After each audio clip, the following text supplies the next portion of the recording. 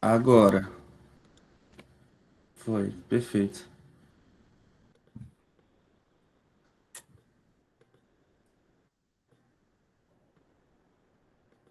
Aí tá bom, Ribamar. Já dá pra gente ver o slide. Aqui tá bom. Tá perfeito. Vamos começar então. Osmar, todo sucesso demora, tá bom? Então vamos para frente. Isso, pode Queria começar. dizer para todos que é um grande prazer estar podendo passar para vocês uma parte do trabalho que nós estamos desenvolvendo na Embrapa aqui há mais de 20 anos em conservação dos recursos genéticos animais, com destaque para os búfalos e o mussuã, que é um quelônio, uma tartaruguinha da Amazônia e que tem um grande apelo para a alimentação das comunidades tradicionais, como também para animal pet, com a criação do aquaterrário amazônico que nós criamos na Embrapa para que esse animal, além da conservação, que ele seja um animal pet, um animal de criação. Isso garante a conservação dele.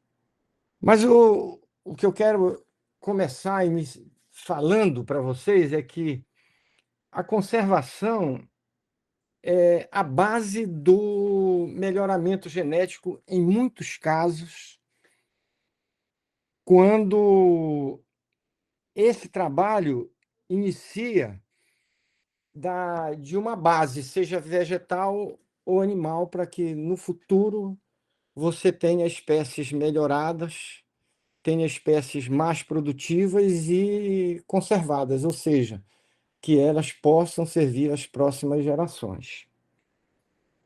A Embrapa tem um trabalho de conservação desde o início da sua existência institucional, que conferiu a criação de um centro de pesquisa nacional em conservação de recursos genéticos, que é o Senargem, que está sediado em Brasília. E as suas unidades descentralizadas trabalham com esse grande programa em termos nacionais. O que eu vou apresentar para vocês é uma introdução desse trabalho nacional até chegar no nosso trabalho de Amazônia, que seria o culminar de um trabalho focado na produção de alimentos, principalmente. E, antes disso, nós temos que dizer que a FAO, em termos mundiais, ela tem um trabalho feito, realizado em vários países de todos os continentes, com o trabalho de conservação que a Embrapa também é responsável no Brasil. E o objetivo principal desse trabalho de conservação é você controlar a biosfera, é você manejar essa biosfera de com efeitos sustentáveis, para que a gente possa manter esse ativo, esse germoplasma, para as gerações futuras e que ele possa servir à humanidade num trabalho de troca. Porque, na realidade, a conservação que prevê o uso deve se preocupar com o futuro dessa espécie, o futuro daquilo que está sendo trabalhado. Assim, a conservação principalmente inclui preservação, manutenção, utilização sustentável, restauração e, às vezes, a melhoria do ambiente.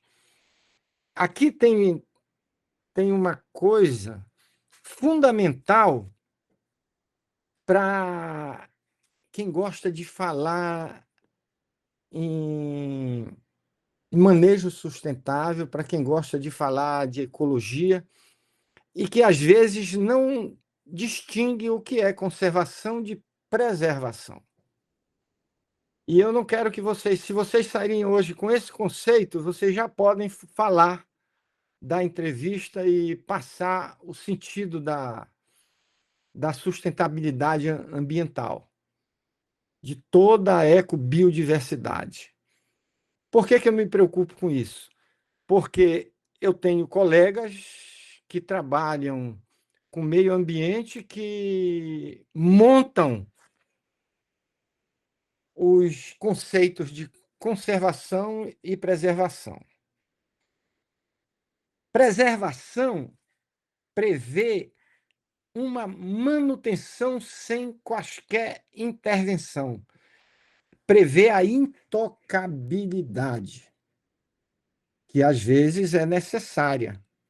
Vou dar um exemplo para vocês. A manutenção ou a preservação das nascentes de rios, de cursos d'água. Você não pode falar em conservação, que você vai manejar para o curso d'água ser melhor. Não. É preservação. É manter a intocabilidade. E se você tiver que cercar, você deve cercar. Se você tem um igarapé na sua casa e tem uma nascente, você não vai fazer nada com ela para ela se manter. Você simplesmente vai preservar a intocabilidade daquele local. Aí, você encontra, nesse mesmo local, um enxame de abelhas sem ferrão. No mesmo ambiente. Você, hoje, já pode manejar a abelha sem ferrão para que ela produza mais, com inclusão de alimentação e de uma série de outros tipos de manejo, para que ela continue no mesmo ambiente que foi manipulado no bom sentido, manejado no bom sentido, para que tenha maior sustentabilidade. Então, esse é o exemplo de conservação, ou seja, é o uso. Você vai ter um mel mais trabalhado, você vai ter uma maior produção. Isso é uso daquele ativo. O curso d'água é a preservação. Então, tudo que você pode melhorar com manejo, pode melhorar com técnicas, seja como for, sustentáveis, faz parte de conservação. Tudo que você deve prever a intocabilidade, que você não vai mexer, é conservação. Se uma floresta de uma determinada espécie ou de determinadas espécies for ter perdas futuras por qualquer tipo de manejo, ela não deve ser tocada, ela não deve ser manejada, ela deve ser preservada. Daí surgem as APAs, daí surgem as áreas de preservação ambiental do IBAMA, do ICMBio. Demorei muito para ser chato nessa explicação, mas não quero que ninguém que assista essa aula confunda os dois termos. Se alguém tiver dúvida, para mim, pode perguntar, não tem problema, porque eu sei dizer onde parar. Então, o aspecto da conservação é uma amostra da população que compõe um recurso genético que pode ser mantido em condições de ambiente livre por forças humanas capazes de provocar mudanças genéticas. Essa preservação pode ser in situ ou pode ser ex situ. Então, gente, a Embrapa criou esses recursos genéticos. E pensando justamente, quando se fala em conservação, em uso. Nós não criamos determinado tipo animal ou não conservamos um tipo de animal para ser um bibelô. É que ele tem alguma função para a sociedade, mas essa função tem que ser sustentável. É nisso que se baseia o programa de conservação dos recursos genéticos animais da Embrapa.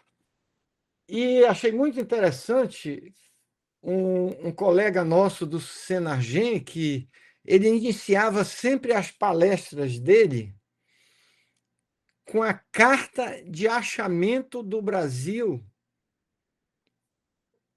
porque os portugueses, quando acharam o Brasil, a palavra certa é essa, gente, não é descobriram, é acharam o Brasil. Eles chegaram aqui com um país em desenvolvimento. Tinha uma população índia, tudo isso.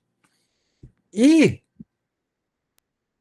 o Pero de Caminha, que era o escrivão da frota, numa parte dessa carta, ele escreveu exatamente como vocês estão vendo aí. Eu tenho trauma de perder palestras pelo meio. Está todo mundo me ouvindo aí? Basta um responder se está tudo bem. Tá sim, professor. Então, Tranquilo, professor. obrigado. O Pero de Caminha dizia: eles não lavram nem criam. Nem aqui há boi, nem vaca, nem cabra, nem ovelha, nem galinha, nem qualquer alimária que costumada seja ao viver dos homens. Não encontraram nada aqui. Eles encontraram caça e índio. Nem comem senão desse inhame, que aqui há muito, e dessas sementes e frutos que a terra e as árvores de si lançam. E com isto andam tais e tais rijos e tão nédios. Primeira vez eu fui para o dicionário para ver o que era nédios. Gente, vou deixar vocês irem também, aqueles que não sabem. Interessantíssimo. Que o não somos nós tanto, quanto trigo e legumes comemos. Isso foi em abril de 1500. A Embrapa concebeu o Senargem para trabalhar esse germoplasma que o Pero de Caminha encontrou aqui, né? Quer dizer, os frutos, as sementes, o inhame. Então, gente, nós estamos trabalhando com um legado que estava aqui. E hoje, a Embrapa, no seu acervo de sementes e de muitos outros materiais genéticos, ele tem, por exemplo, várias coleções de milhos que foram conservadas pelos índios. Em várias nações indígenas foram coletadas diversas sementes, diversos tipos de germoplasma que vieram dos índios. E assim nasceu o programa de conservação da Embrapa. E na área animal, a gente vem trabalhando isso dentro da zootecnia para que nós não só aproveitemos os animais de fauna que estão sendo trabalhados para produzir, como os animais exóticos que entraram aqui. Vocês viram que aqui nós não tínhamos nada, né? Os grandes animais vieram com as colonizações, que depois do achamento eles tentaram colonizar, e depois também, isso já muito antes, os cavalos já entraram provavelmente lá pelo Estreito de Bering. O nosso cavalo aqui do Brasil entrou já em 1800, quase no século XIX, quase no século XX. Porque aí já entrou por aqui o lusitano, a base do lusitano e do cavalo espanhol. Então, o Senagem, em 1983, implantou esse trabalho nacionalmente, o Programa de Conservação de Recursos Genéticos. E, a partir daí, esse trabalho passou a ser desenvolvido nas unidades descentralizadas. Então, gente, só para vocês entenderem, a situação de ameaça da questão animal no mundo, ela é muito séria. Vejam que nós temos, em termos gerais, nós temos de 5 a 12% de animais na fase crítica, temos 1% crítica mantida, temos 14% ameaçada e temos, na realidade, resumindo, 20% de raças ameaçadas e 30% de raças desconhecidas. E, por causa disso, nós temos uma rede em todo o Brasil desses recursos genéticos. E só na Amazônia nós temos, na área animal, quatro núcleos de conservação de bovídeos e 2 de equídeos.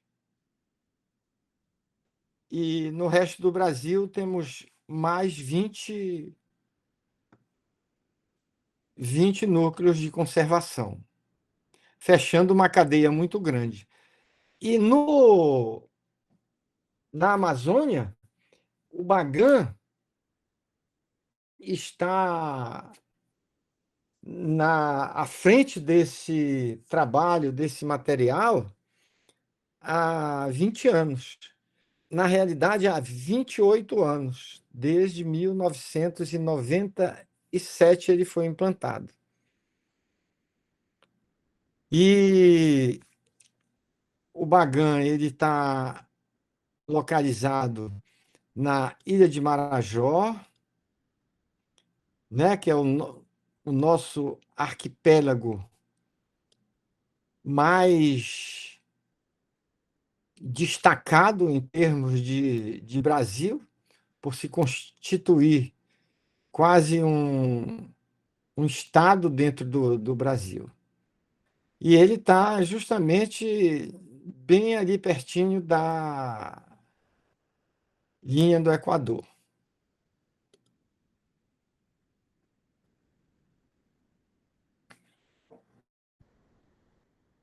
Continuando o nosso trabalho, nós iniciamos isso com os búfalos, principalmente com as raças Carabao. Eu estou passando direto para vocês, porque isso daqui, para a conservação, é uma base. Por que que esses animais são importantes?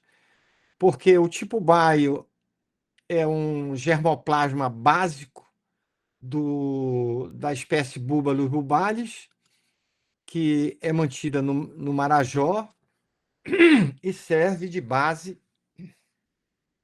para todo o melhoramento do Búbalos bubalis, a sua variedade bubalis.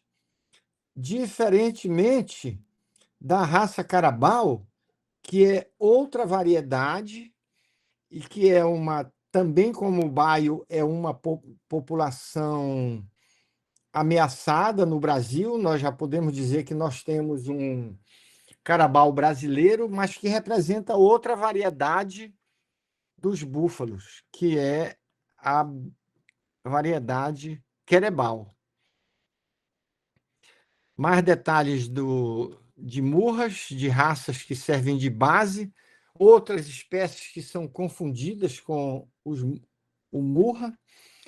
E para vocês terem uma ideia, hoje o Brasil tem a metade da população. O estado do Pará, só no Marajó, nós temos a metade de toda a população de búfalo do Brasil, e que já representa uma pecuária alternativa para o nosso estado, porque está intimamente relacionada com a agrossocio-bioeconomia. Bioeconomia é uma palavra-chave hoje para o desenvolvimento de qualquer país que possua grandes áreas relacionadas com o meio ambiente, que necessita de conservação e até mesmo da preservação, se for o caso. Então, o que nós temos que trabalhar em termos de conservação com os búfalos e os cavalos é a importância que esses animais têm para uma bioeconomia de estado, e que, para uma região muito grande como é o Marajó, já representa 80% da sua economia, inclusive na produção de alimentos, associado também a toda a conservação que se faz na região relacionada com os vegetais e com os peixes, os animais de aquicultura. Então, gente, o que nós fazemos em termos de conservação na Amazônia é trabalhar aquelas espécies que estão relacionadas com a fome e a produção de alimentos, e que necessitam de manejo para se corrigir um manejo, como vocês estão vendo em tela, completamente errado da pastagem nativa, que pode ser, neste último quadro abaixo à direita, que manejada ela pode ter um sentido completamente diferente, como se vê nas outras partes.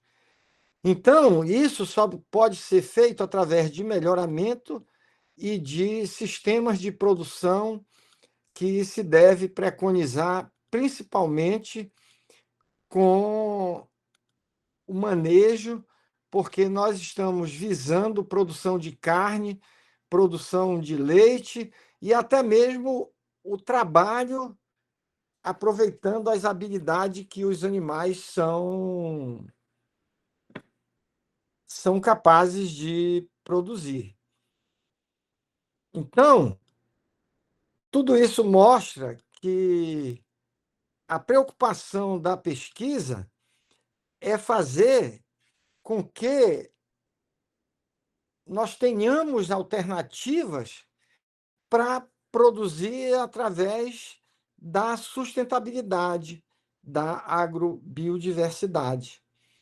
Principalmente quando nós temos informações importantes em termos mundiais, que o Brasil é o segundo hoje, o Brasil é o maior exportador de carne bovina do planeta, maior exportador de carne de aves do planeta. E um dos maiores, talvez o segundo produtor de carne de suínos do planeta. Representamos 12% da produção mundial. Em 2026, já são quase 16%. Possui uma área de 220 milhões de hectares de pastos, que corresponde a 25% do país, com uma característica que essas áreas de pasto têm decaído a cada ano mais de 10%, porque os sistemas estão ficando cada vez mais produtivos e sendo inseridos em sistemas de SAF e de ILPF, o que transforma a pecuária do país. Então, hoje, nós não temos mais uma pecuária só baseada em pastagem. Essa pecuária é trabalhada em cima dessa sustentabilidade, que é inserir os SAFs. E inserindo os SAFs, inclusive com espécies amazônicas. Então, se nós trabalharmos uma pecuária que tem uma cadeia produtiva que movimenta mais de 30 bilhões de dólares anuais, isso é considerável para toda a cadeia produtiva do búfalo, inclusive a bioeconomia. Ressaltando que os custos da nossa produção no Brasil é bem inferior da produção mundial.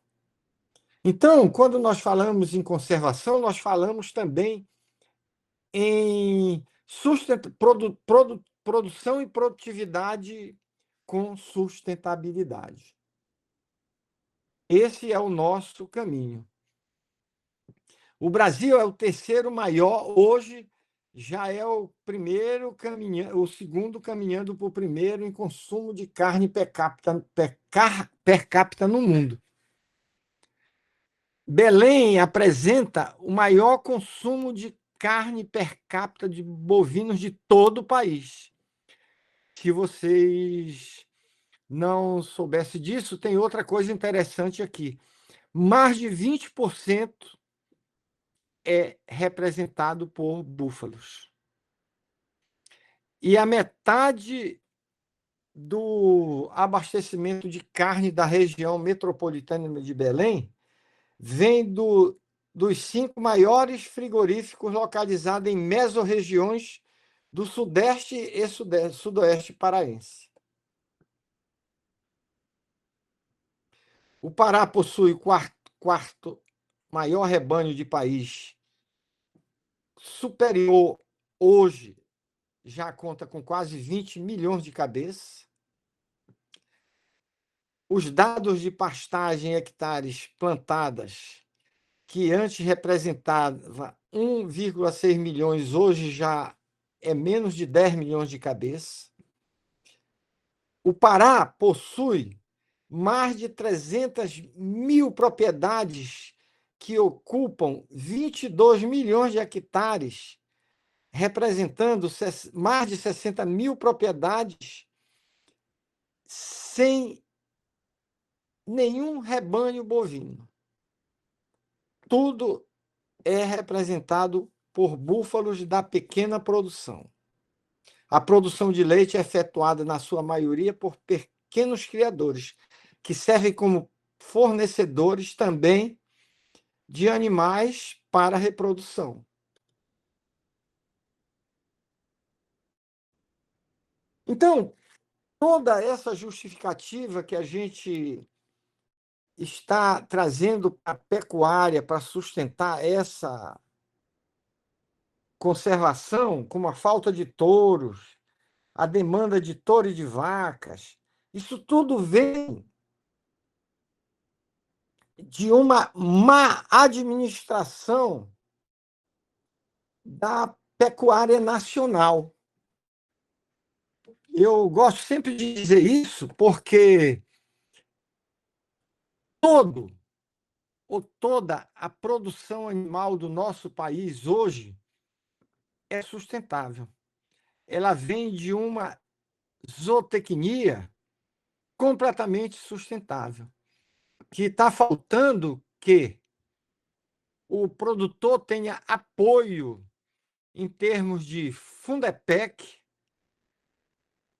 que é ligado ao CNA, em termos nacionais, e que tem que ter políticas de sustentabilidade para que nós possamos produzir uma carne mais sustentável. Vou dar o exemplo para vocês. O Brasil tem um programa de rastreabilidade que já vai fazer quase 10 anos implantado pelo Ministério, que não se consegue implantar em nível de produtor, porque quem retarda isso é a CNA, Conselho Nacional de Agricultura, por falta de fiscalização total do Ministério da Agricultura. E, com isso, a nossa carne, que poderia ter alcançado melhores preços hoje, porque exige a rastreabilidade no mercado internacional, e nós só conseguimos atender uma demanda de 10%. Se nós aumentássemos isso para 20%, a nossa pecuária já seria a pecuária realmente do presente. Não é do futuro, é do presente, porque nós já temos hoje, no país, uma zootecnia, uma veterinária que sustenta a pecuária do presente, ou seja, 100% sustentável. E o trabalho de recursos genéticos, ele vem desde o pré-melhoramento, com o búfalo já trabalhando esse trabalho todo da biodiversidade. E nós lançamos, há 2 anos atrás, o Promebu, que é um programa nacional com total sustentabilidade, desde o trabalho para a produção em pastagens nativas, inclusive de um boi ou de um búfalo orgânico, de uma carne orgânica, de leite orgânico, com total sustentabilidade. Então, vocês devem ficar atentos, porque a pecuária nacional já mudou há muito tempo. Há muito tempo. Só está faltando que nós institucionalizemos essa pecuária nacional. E ela vem toda de uma base também, não é só zootécnica, mas é também da conservação feita pelos órgãos de conservação do Brasil, não só a Embrapa, mas as universidades, os institutos nacionais que vêm trabalhando a conservação. Então, no caso específico da Amazônia, brevemente nós teremos isso tudo sendo trabalhado de maneira total. Que a nossa briga, no bom sentido, vai ser justamente que tudo seja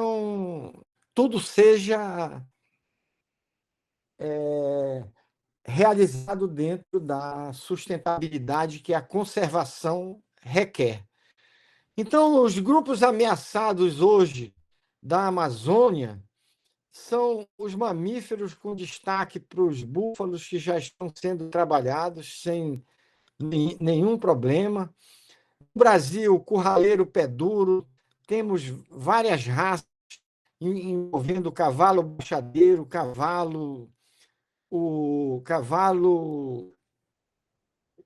o baixadeiro, o lavradeiro e o cavalo nordestino.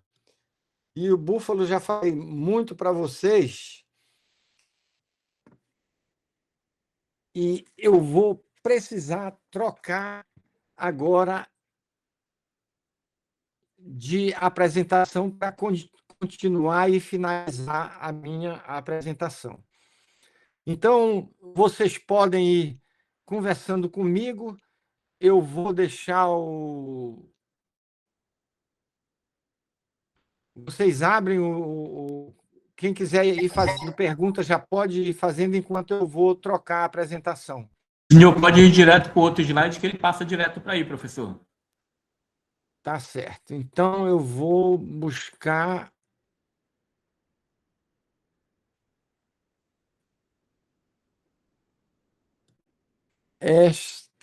Já, se quiserem fazer pergunta, podem me fazer perguntas, porque são 10h58, né? Osmar, como é que estamos de tempo aí? No meu caso. É importante isso, porque se alguém quiser fazer pergunta, o Osmar não está na tela e não está acompanhando. Professor, o que é substitui o o Osmar? Eu tenho até que horas? É a gente fazer pergunta só quando Ribamar, termina até as palestras. 11h30. Depois abre para as perguntas. Até 11h30, né? Isso. Tá, e de apresentação total? Pois é. Depois de 11h30, abre para as perguntas à vontade. Tá, então você vai me deixar abrir as coisas da seguinte maneira, porque eu gosto de ir conversando, se alguém quiser fazer pergunta, eu gostaria que fizessem. E eu vou controlar, porque agora entra numa parte que é de Amazônia, tudo, e eu posso ir controlando. Tá, fique à vontade. Então, quem quiser me fazer pergunta, pode parar na hora, não tem problema, sobre o que eu falei e o que eu vou Agora, falar. pessoal, não esqueça, não é para fazer pergunta contando a história de vocês. É pergunta direta para o doutor Ribamar. Gente, ele está falando isso aí porque eu falo muito, mas te prometo, Osmar, que eu respondo bem rapidinho para eles. Não, Não te não é isso preocupe. não. Tem estudante que vai fazer pergunta conta a história da vida dele. É complicado. Não, depois a gente sabe a vida de vocês. Agora não. Vamos ser bem objetivos. Então, vejam bem, tudo aquilo que eu apresentei para vocês é um conjunto nacional que a Embrapa trabalhou e que nós aqui implantamos o Bagan, justamente para trabalhar aquilo que é palpável para a gente no momento. Pode ser que daqui para frente o Bagan seja bem expandido, depende. Mas o certo é o seguinte, que quando nós trouxemos fizemos o primeiro projeto para o Bagan, nós tínhamos o trabalho com os búfalos. E esse Bagan foi implantado dentro de um trabalho muito importante realizado pela SUAM, junto com o Senargem, em termos nacionais, que fundou a rede Ginamais, que pouca gente sabe que existe. Então, o nosso projeto de recursos genéticos animais da Amazônia, em 1983, ele surge junto com o GENA+, junto com o RENARGEM, que é o trabalho nacional da Embrapa. Então, essa grande plataforma da Embrapa, ela gerou justamente o nosso núcleo de conservação, que eu já falei para vocês, vou passar mais rápido, e nós, naquele momento, tínhamos 135 animais da raça Carabao, 98 animais do tipo baio, que é o Búbalos bubalis bubalis. Tínhamos 33 animais do cavalo marajoara e 10 animais da raça puruca. Depois foram adquiridos mais 10 animais marajoaras e implantamos também trabalho sobre a tartaruga mussuã, Quernon scorpioides, com 327 indivíduos. E todos esses animais eles foram submetidos aos descritores típicos que estão sendo utilizados até hoje, né, que são os descritores dos búfalos, do mussuã e dos equinos. O que é isso, gente? É importante que vocês saiam com esse conceito. Quando você vai trabalhar um germoplasma, um rebanho em vivo, trabalhado em conservação, você tem que saber o que você vai trabalhar. O que é que eu preciso trabalhar além da caracterização, além de toda a documentação da conservação e da caracterização genética. Então, os búfalos, nós trabalhamos peso em várias idades, desenvolvimento ponderal, a produção de leite, a produção de carne, a ação da lactação, a circunferência escrotal com intervalo entre partos, intervalo de partos, período de serviço, idade à primeira cria, todos os dados de eficiência reprodutiva e vida útil produtiva. No Mussuã, nós trabalhamos todos esses elementos que vocês veem e que estão na tela. Eu penso que toda essa apresentação fica disponibilizada, né, Osmar? E o período de gestação está aqui. Se não ficar disponibilizado, eu posso disponibilizar para vocês. E o equinos também. Nós trabalhamos todos os dados que são importantes para que você trabalhe melhoramento genético. Porque a finalidade da conservação é isso. Então, vejam, mesma coisa, nós trabalhamos em todos os animais a caracterização genética através de todos os mecanismos que hoje estão disponíveis da genética molecular até a genômica, que hoje é o assunto do momento no melhoramento e na conservação dos animais. Então, já mostrei muito de búfalo para você.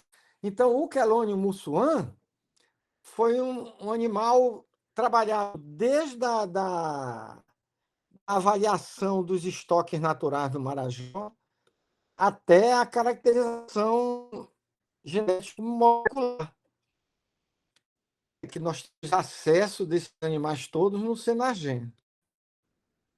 E todos os principais problemas que nós temos de infraestrutura de manutenção não foram suficientes para diminuir nossas expectativas, porque dificuldade de trabalho nós temos em todo canto, mas, na realidade, o trabalho sempre não paralisou em nenhum momento, embora nós tivéssemos que puxar um pouco o freio de mão. Porque realmente em todo o país passou por momentos bem sérios, principalmente depois da pandemia. Então, o que eu quero dizer para vocês é que os principais resultados que nós temos hoje desse trabalho de conservação, que é importante para que vocês saibam, nós temos um banco SEMI de todos os animais que fazem parte do Bagan, que, junto com a Brand e Castanhar, nós trabalhamos e que estão em banco de SEMI da Senagem, em Brasília. Temos os sistemas de búfalo. Hoje, na realidade, você não tem o sistema de produção de búfalo. Nós estamos lançando todo o sistema num anjo de sistemas resilientes de produção da pecuária bovina e de carne da agrosociobiodiversidade da Amazônia. Esse trabalho resultante de búfalos, que logo, logo vocês estarão tendo conhecimentos, por isso que eu disse para vocês que é um sucesso. Esse trabalho não é um trabalho meu, por isso eu posso falar que é um sucesso. Trabalho de uma equipe que começou nos búfalos antes da conservação há mais de meio século na Embrapa, em mais de 30 pesquisadores em 50 anos. Trabalho que começou na conservação envolvendo mais de 10 pesquisadores da nossa unidade também. Eu só fiz herdar esse trabalho com muito orgulho e disponibilizar para a sociedade em nome de todos os colegas que trabalharam comigo nesses últimos 45 anos que eu tenho de Embrapa, fazendo esse ano. Então, é um trabalho importantíssimo para a produção de alimentos. Tanto o sistema de produção de búfalos, como o sistema de produção de equinos e também o sistema de produção de muções em cativeiro. Vocês veem que hoje nós não chamamos mais em cativeiro. Hoje nós chamamos ação controlada de muções para a cidade da Amazônia. Porque aqui nós trabalhamos, diferentemente dos animais do agronegócio, nós trabalhamos com os animais da bioeconomia. Embora lá no búfalo nós trabalhemos também as bioeconomias, principalmente do leite. E 90%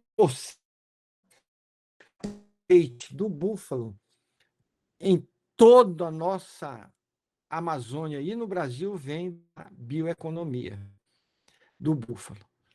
Então, gente, esses são resultados palpáveis, publicados, que vocês têm em Embrapa. Eu, com muito orgulho, passo para vocês, porque provavelmente seja a minha despedida do Bionorte, porque já pedi minha aposentadoria e pode ser que eu seja convocado ou convidado, mas fico feliz em passar tudo isso para vocês, porque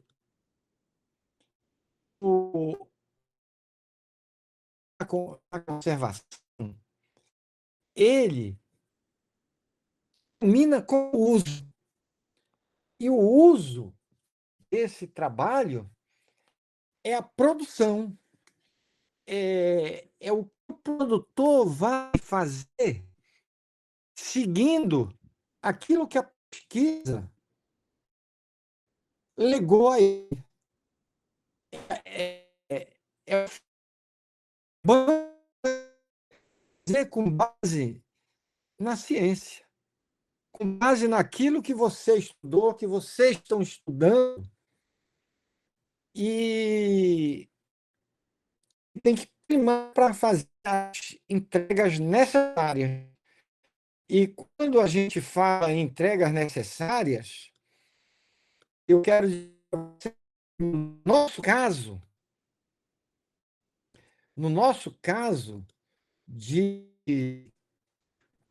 Embrapa, de zootecnias, da universidade, dos institutos e até dos produtores em particular que seguem os sistemas de produção, dos zootecnistas e biólogos que estão me escutando aí, ou que façam parte dos programas e projetos dos órgãos ambientais, SEMAS, IBAMA, ICMBio, não dificultem o trabalho de produção de alimentos, porque eles vêm de programas sustentáveis, de uso de pastagens nativas sustentáveis.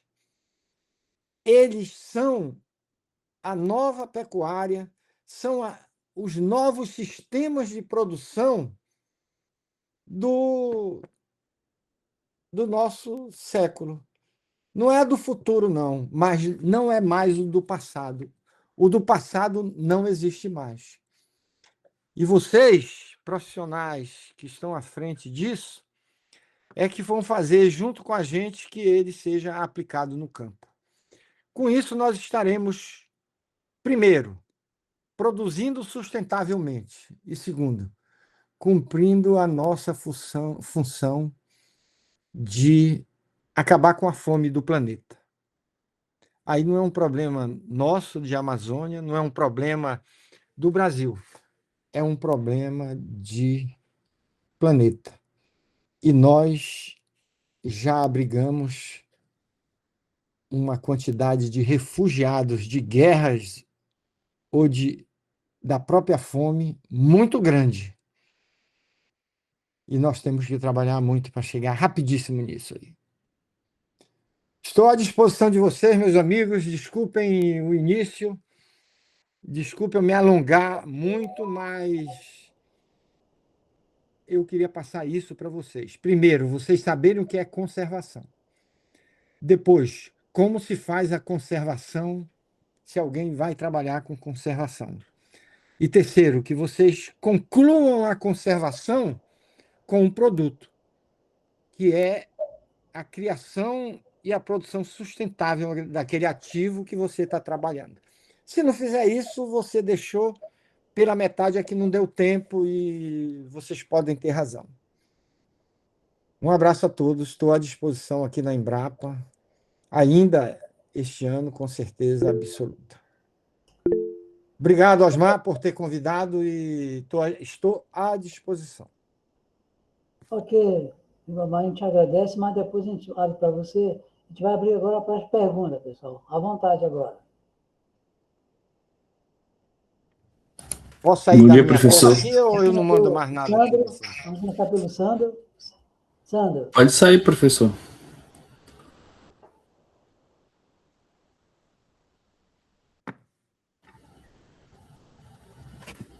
Pode dar um ESC que ele sai.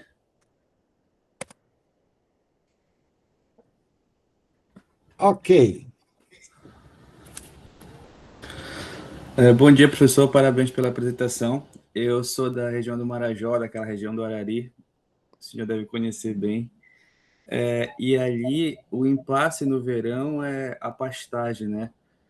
Que fica totalmente degradada e tem que ficar migrando com o gado para tentar encontrar uma pastagem que seja adequada, minimamente adequada, na verdade. Vocês têm já um manejo adequado para esse tipo de problema no Marajó? Exatamente isso. Quando eu te falei que acabou isso tudo, o Marajó hoje, nesses 40 anos que a gente acompanha o Marajó, nós acompanhamos algumas fazendas que não têm uma introdução de pastagem cultivada. E o manejo que nós fizemos, sabe qual foi? Simplesmente divisão de pastagem com cerca elétrica, que é baratíssimo, rotacionado, claro, dividiu para rotacionar, e mineralização. Somente isso. Você tem que respeitar uma coisa, de 3 a 5 cabeças ou ar por hectare. É diferente da pastagem cultivada. Cada cabeça você vai precisar de 3 a 5 hectares. Com isso, você tem pastagem o ano todo, não mexe em nada com o ecossistema, porque as savanas são uma boa cobertura vegetal e mantém o ambiente sem quaisquer problemas. Tenha certeza disso. Brevemente está saindo esse trabalho já publicado com esse sistema de produção. Sistema de produção da pecuária bubalina, leiteira e de corte familiar em pastagens naturais da Amazônia. Muito obrigado, professor. Eu tenho que tirar a minha tela daqui. O que é que eu faço aqui? Espera aí. Tenho que voltar para a minha tela. Você pode clicar na sua aba aqui, não ESC, só coloca seu cursor bem embaixo que vai abrir no seu. Abaixa ele. Pode. Isso, aí. Aí você vai para a tela que você quiser aí.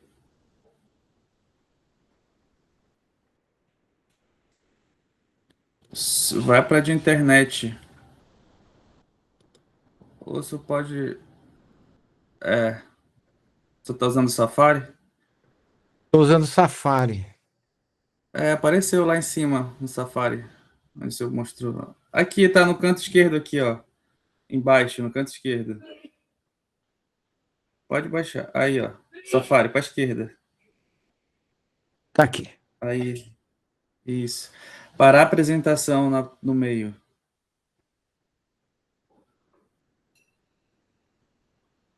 Pode ser aí.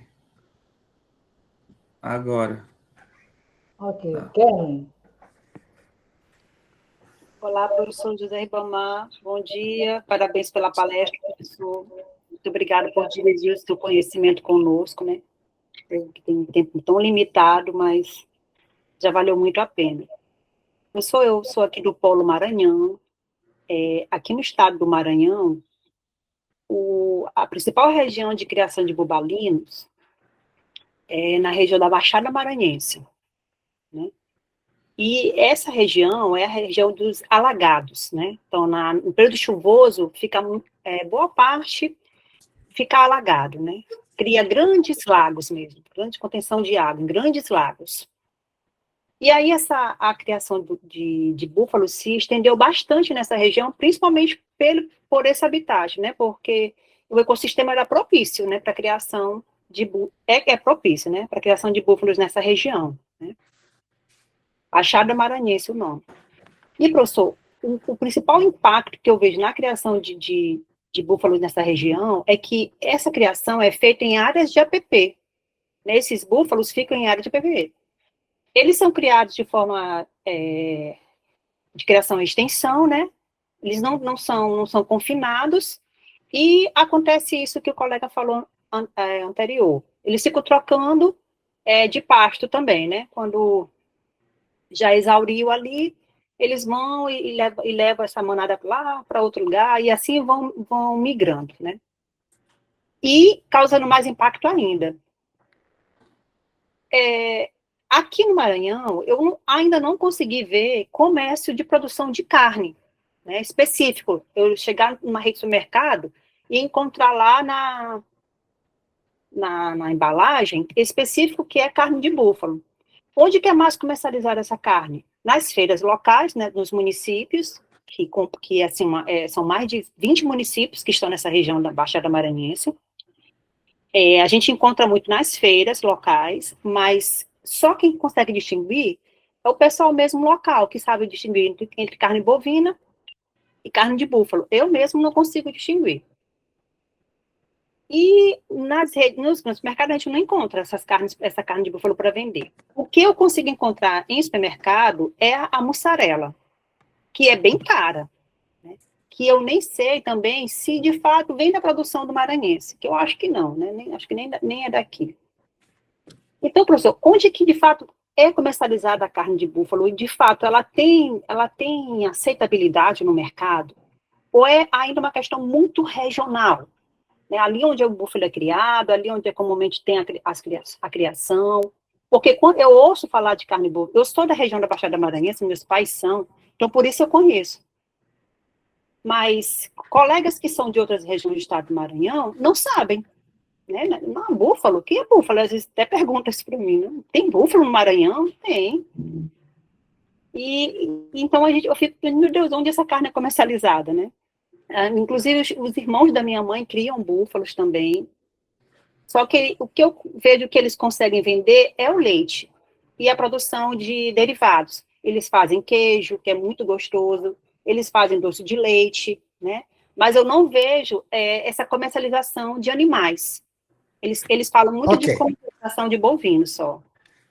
Ok, já entendi suas preocupações. Eu vou começar por onde eu terminei. Eu conheço muito bem a região da Baixada Maranhense, Pinheiros, aquela região toda. É exatamente o Marajó. O Marajó alagado, como é no tempo de inverno, e é exatamente a mesma resposta. O Marajó sempre teve a característica de o cara tem 100 metros de frente na área dele, ele tem 100 metros de frente e tem 3.000 de fundo até chegar num rio ou num lago. E ele pensa que ele pode criar todo o búfalo do mundo ali. Então, a conscientização que nós fazemos no Marajó, se você tem 100 metros de frente, você pode ter 1.000 de fundo, você só vai criar, no máximo, 100 búfalos. Porque essa pastagem não aguenta mais isso. O que acontece? O cara tem 100 metros de fundo, põe 1.000 búfalos e solta o búfalo ali. Ele ferra e ele acha que o búfalo deve ser criado em toda a Baixada Maranhense. O Marajó era a mesma coisa. O cara cerca a frente, no máximo põe uma cerca indo 1 quilômetro para um lado e para o outro, e o fundão é o Deus dará. Hoje, no Marajó, essa pecuária ela está no fundão da ilha e nós vamos chegar lá. Porque muita de todas as criações que estão mais próximo, que você chega facilmente de canoa, de lancha, seja de barco, o que for, ou de carro, elas já estão tentando fazer o rotacionado, porque se introduziu a cerca, as divisões de pastagem. O colega que falou há pouco, que é do Marajó do Arari, ele sabe disso. Se ele for no Retiro Grande e até mesmo em Cachoeira do Arari, indo para Santa Cruz, e depois, se ele for para a região de Ponta de Pedras ou para Salvaterra, nós já encontramos pastagens nativas com várias divisões. Com isso, ele maneja melhor os animais em cercas menores e, mineralizando, ele já dá uma vida útil melhor para essa pastagem nativa num rotacionado. mas ele tem também que diminuir a questão da quantidade de animais, diminuir os animais, o número de animais. Se não fizer isso, vai continuar do mesmo jeito. Por isso que eu digo, o nosso sistema de produção ele vai ficar escrito. A gente vem trabalhando nisso há muito tempo. Tem o outro produtor que tem grande área, tanto de frente quanto de fundo. Esse acha que é o dono de toda a ilha. A mesma coisa na Baixada. Se ele tiver 100 metros, ele ainda é um pouco humilde, mas o que tem 2 quilômetros de frente, ele acha que pode criar em todo o Maranhão. Então, é conscientização de produtor. E nessa questão de conscientização do produtor, eu queria dizer para você que o Pará está de parabéns, porque nós temos uma ADEPARÁ muito rigorosa no controle desses animais. Por que eu lhe digo isso? Porque nós temos parceria com a ADEPARÁ e hoje nós devemos ter, não chega a 10 laticínios licenciados pela ADEPARÁ. Há 10 anos atrás, havia 50 sem nenhuma fiscalização. A ADEPARÁ começou a fiscalizar isso. Os produtores conscientes e que realmente produziam começaram a ouvir a ADEPARÁ. Alguns fizeram suas queijarias e estão hoje produzindo com o leite dos colegas produtores deles. Então, hoje, você vem em Belém e vai nos principais supermercados e você encontra. Eu já encontrei 5 produtores do Marajó, junto com produtores do Rio Grande do Norte, um do Maranhão que consegue colocar aqui, mas tem selo. Ele, para vender para supermercado, ele tem selo. E isso resolve grande parte do problema que você está dizendo.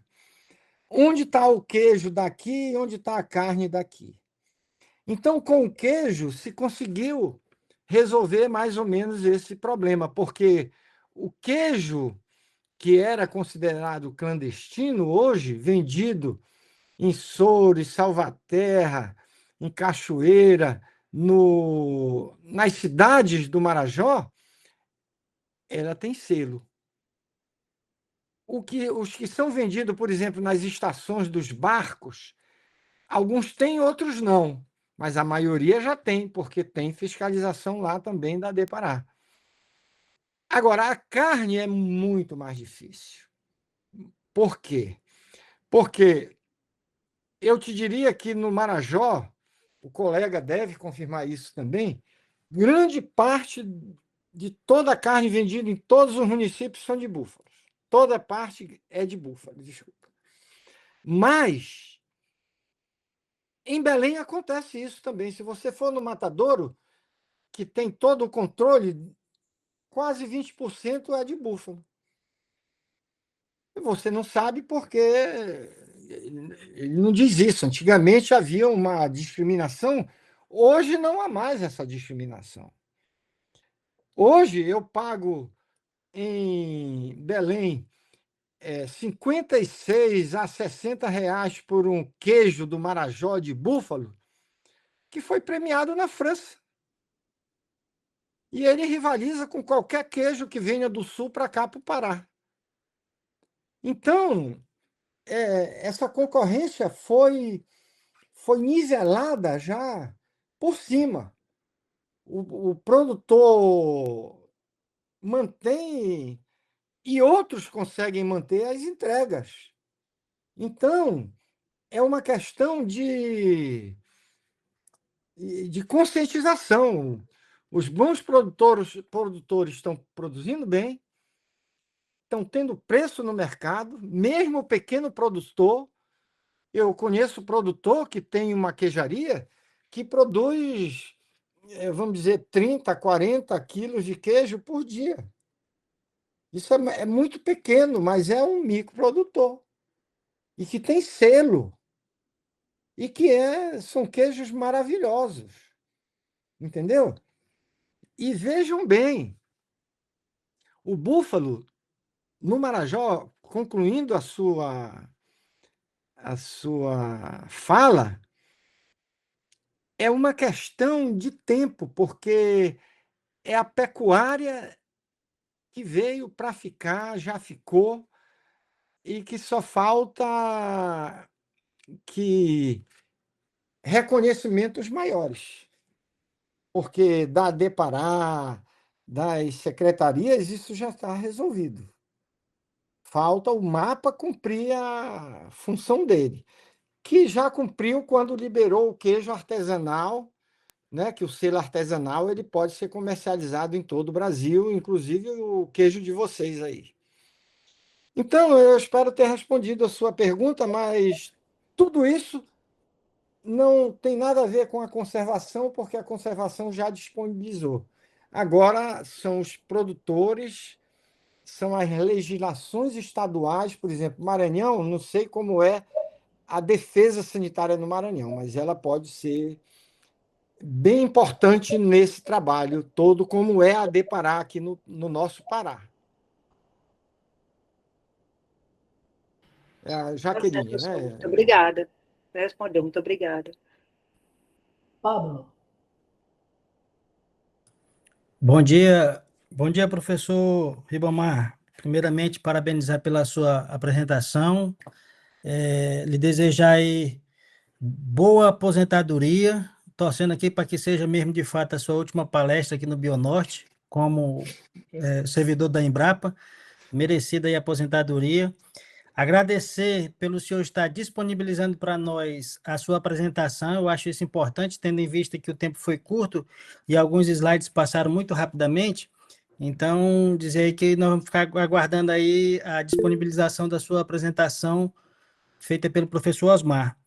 E professor Ribamar, eu tenho uma dúvida, apesar de o senhor ter falado um pouco aí, eu gostaria que o senhor falasse mais um pouco sobre a questão, o senhor usou uma expressão carne sustentável, né? Se ela estaria dentro dessa forma de criação, 3 a 5 cabeças de hectares, de cabeças de búfalo por hectare, enfim.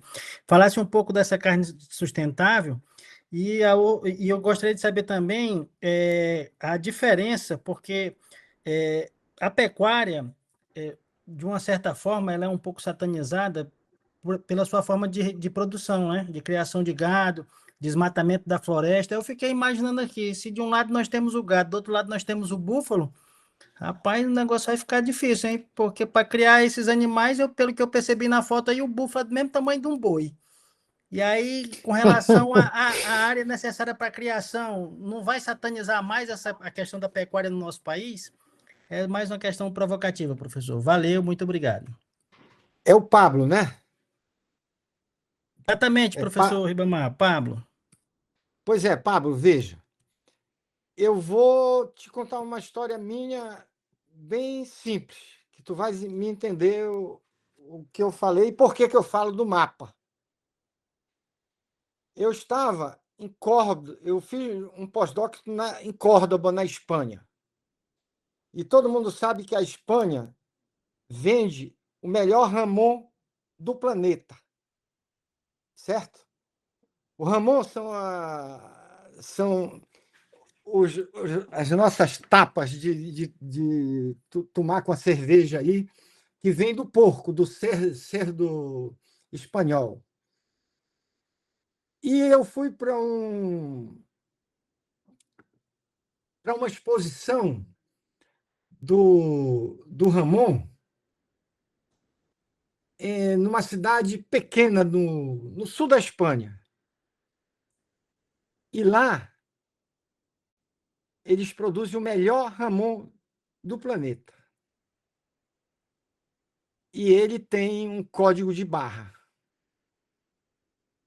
Sabe por quê? Porque depois de muitos anos eu vim entender o que o espanhol me disse. Eu perguntei por que esse selo e por que tanto orgulho desse selo. Ele disse, esse selo é a rastreabilidade. Isso era, veja bem, eu estava em 2005 na Espanha, 20 anos atrás. É porque se tu vais comprar esse Ramon lá no Brasil e tu clicas em cima, ele vai te dizer que esse Ramon veio desse lugar, de onde tu estás hoje aqui, da produção do senhor Ambrósio de Tal, e que ele é um produto de sustentabilidade.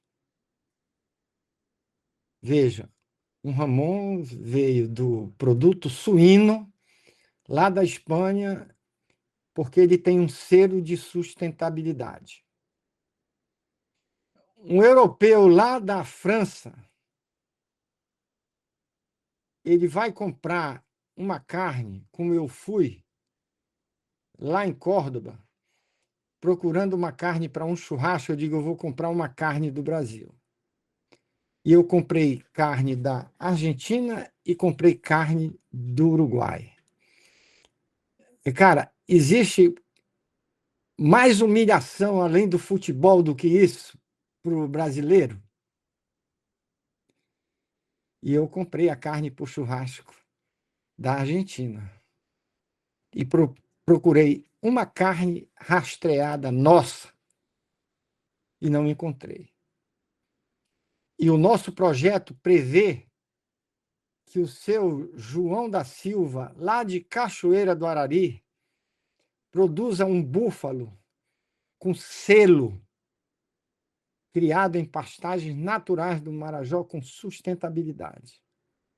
E que ela seja comprada lá na Alemanha ou lá na outro país que é bem complicado da gente vender. A própria Inglaterra, você comprar uma carne sustentável. Então, Pablo, é o seguinte, nós só exportamos como carne sustentável, como carne exigida pelo mercado como europeu, 10% da nossa carne. O resto é vendido para a China, para os países que não têm rigorosidade com a sustentabilidade. E nós estamos vendendo. O nosso projeto, vindo da conservação, briga por esse selo. Respondi? E o meu companheiro aí, meu colega lá de Cachoeira do Arari, ele vai ter esse orgulho de produzir carne sustentável lá em Cachoeira do Arari. Então, não é preciso, Kerlen, Jaqueline, confinar búfalo. Ele pode ser criado lá, desde que sejam respeitados os preceitos do manejo sustentável e que possa se produzir animais com todo o rigor que requer a sustentabilidade.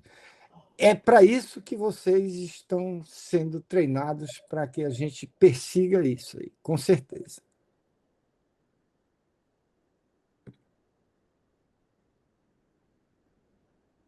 Bruno Rafael. Bom dia, parabéns pelo trabalho de décadas, né? Trabalho de vários pesquisadores do senhor e tudo mais. Moro aqui em Pinheiro, na Baixada, e realmente tem muita criação de búfalo.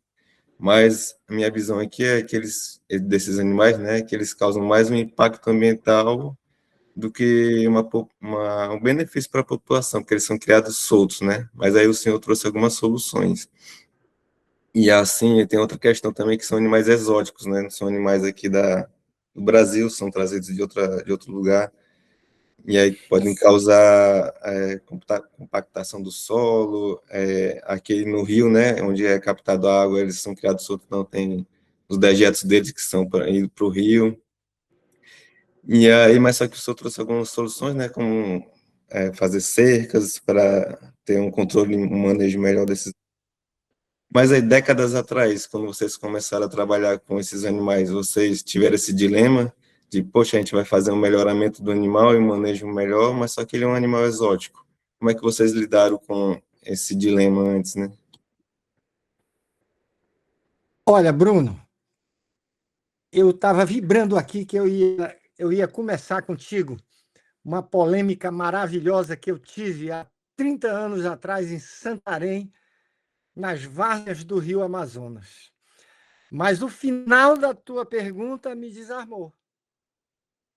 Porque eu comecei a trabalhar com búfalo brigando, mas agora a palavra é certa, brigando literalmente com as lideranças ambientais de Santarém e redondezas, que diziam que o búfalo compactavam as áreas alagadas e que causavam danos ao meio ambiente.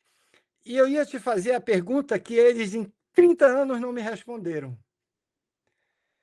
E que agora eu estou fazendo essa pergunta, e é bom que vocês acompanhem, porque isso vai gerar um conflito muito grande, nacional, com o pessoal lá do Guaporé, de Rondônia, que o ICMBio autorizou o massacre de 5.000 búfalos que estão nas áreas alagadas de lá. E eu pergunto, por exemplo, você se acompanhou o Pantanal, acompanhou a Baixada lá durante muito tempo. Qual o mal que o búfalo fez para essas áreas alagadas que enchem e depois secam? Onde foi que o búfalo alterou alguma coisa? Sabe o que me responderam lá em Santarém? Nunca me responderam nada. E tu sabes quem me respondeu uma coisa que eu não sabia também? O pirarucu, ele gosta de áreas calmas e ele reproduz nos lagos. Nos lagos. E o pirarucu, ele é um peixe carnívoro, ele gosta de forragem. E um senhor chamado Hermógenes, lá do Lago Grande de Monte Alegre, disse que ele percebia que a área onde os búfalos transitavam, os peixinhos que se multiplicavam e que serviam de forragem para os pirarucus, aumentavam a concentração por causa das fezes dos búfalos. Eu não posso te dizer isso cientificamente, porque não deu tempo de eu fazer esse estudo lá. E esse não era um estudo que, no momento, me interessava. O pessoal ambiental devia ter feito isso. O que eu quero te dizer é o seguinte: não há nenhum estudo científico dizendo que nas áreas alagadas o búfalo altera qualquer coisa em termos pedológicos. Não há. Vamos agora para a calha. A calha é aquela área que fica entre o lago e a beira do rio. E que quem conhece o rio Amazonas, os rios da Amazônia, existe uma grande área que é tomada por uma gramínea chamada mori, e que ela fica entremeada com as canaranas. E quem fica na parte mais alta é o morizal. Ele fica na parte bem alta. E a cada cheia, o Amazonas vai mostrando o que fica no seu perfil de solo. E você vê em alguns barrancos os detalhes dessa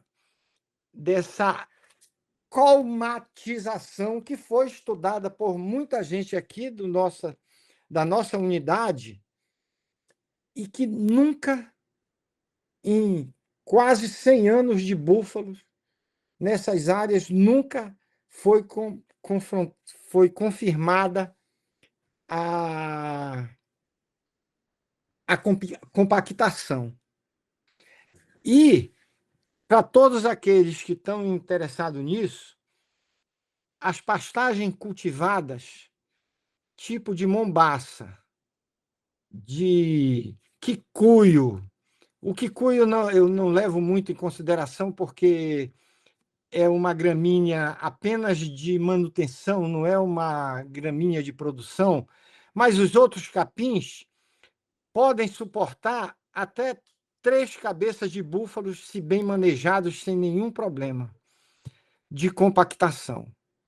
O único problema que tem que trazer para o solo é de expoliação, porque as gramíneas todas, inclusive o milho, que é uma cultura, ou qualquer outra cultura, vai tirar toda o nutriente do solo. Se você tratar a pastagem como uma cultura, adubando todo ano, fazendo a rotação, acabou o problema de se discutir se é sustentável ou não criar búfalo. O búfalo não é do tamanho do bovino, ele pisa mais que o bovino. Teoricamente, ele estraga mais o pasto. Mas se o pasto for bem manejado, é exatamente a mesma coisa. Então, o manejo é fundamental. Fundamental para que você possa criar em áreas cada vez menores, que é o que está acontecendo na pecuária do Brasil, seja bovino, búfalo, qualquer animal de grande porte, e você não pode abdicar dele. Esse manejo é principalmente adubação e quantidade de animais ou de UA por hectare. Você obedeceu isso e fez o manejo e deu alimentação suficiente e de qualidade, você está fazendo uma pecuária sustentável. Aquela pecuária que, mesmo seja em pastagem cultivada, ela vai ter um selo porque ela é produzida sustentavelmente. Então, meu amigo, o nosso problema hoje da sustentabilidade é muito mais normativo e de se aplicar o que realmente deve ser feito, vamos dizer, deve ser aplicado, do que uma questão da espécie que está sendo criada. Mas a falta de conhecimento do produtor mesmo, né? Assim, que ele não conhece as formas de manejo, essas coisas assim, né?